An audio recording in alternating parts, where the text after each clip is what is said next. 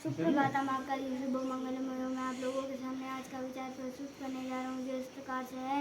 एक अच्छी पुस्तक 1000 लोगों के बराबर होती है। 1000 लोगों के जो विचार है ना, एक पुस्तक आपको दे सकती है। मतलब पुस्तकों का महत्व बताया गया, इसलिए आपको खुद पढ़ना चाहिए। जून में किसने पढ़ी नई नई पुस्तक है, ठीक है। इसका कहने का मतलब है कि अगर आप एक पुस्तक पढ़ लेते हैं तो उसमें क्या होता है, किसी भी राइटर की कई सालों की मेहनत होती है, ठीक है।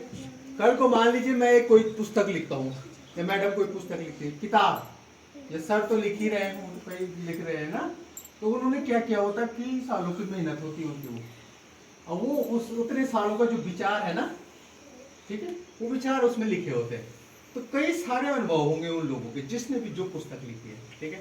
तो कई सालों के अनुभव उनके होते हैं उस किताब में, तो हो गई ना वो 1000 लोगों के बराबर। मतलब हजारों विचार उसमें होंगे, हजारों मार्गदर्शक तथ्य उसके अंदर होंगे। इसलिए पुस्तक का बहुत बड़ा महत्व है। इसलिए अपने जीवन में पुस्तकों को जरूर शामिल करो। खाली वो किताब जो आपकी सिलेबस की वही नहीं, उसके अलावा आपको जनरल किताबें भी पढ़नी है, ठीक है। आपको यहाँ बहुत सारी किताबें मंगाई जाती हैं, नहीं मंगाई जाती, तो उनको ले जाओ घर, पढ़ो उनको, हफ्ते रखो अपने पास, ठीक है। जब भी टाइम मिलता है 1-1 घंटा उनको पढ़ते रहो, ठीक है। उससे क्या होगा, आपके ज्ञान में वृद्धि होगी, ठीक है। और ज्ञान वृद्धि किस लिए जरूरी है, आपके भावी जीवन के लिए, है ना। जब आप बड़े होंगे तो आपको अनुभव होगा चीज़ों का, यार यहाँ पे तो ऐसे बताया था, उस किताब में ऐसा लिखा हुआ था, ऐसा नहीं करना चाहिए, ऐसा करना चाहिए। मैं चला बुरा न मिलिया कोई, जो दिल खोजा अपना, मुझसे बुरा न कोई। कबीरदास जी कहते हैं कि मैंने संसार में बुराई देखने की कोशिश की, यार ये बुरा, वो बुरा, वो हाँ, उनमें कोई बुरा नहीं लिखा, बिल्कुल सही। और जब मैंने अपने आप को देखा, अपने आप को इंट्रोस्पेक्शन किया, अपने अंतर मन को देखा, तो मुझे लगा कि मैं ही बुरा हूँ, यार संसार तो बुरा है नहीं। तो इसका मतलब ये हुआ कि अपनी सोच अगर हम अच्छी रखते हैं तो सब हमको अच्छे लगने लगेगा, ठीक है। हाँ, अगर हमारी सोच दूसरे के प्रति अच्छी होगी तो वो भी हमें अच्छा लगने लगेगा, ठीक है। तो बुरा कोई नहीं है, कहते बुरा कोई नहीं, बुरा मैं हूँ। अगर मैंने अपनी सोच अच्छी बना ली तो मुझे सारा संसार अच्छा लगता है, बराबर भाई चल रही है, ठीक है।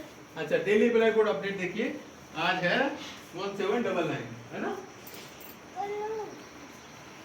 डे कौन सा आज, ट्यूसडे, मंगलवार। दिनांक कौन सी आज, डेट 8/7/2025, ठीक है। और मेहनत, आज का विचार क्या है बेटा, सामने देखो।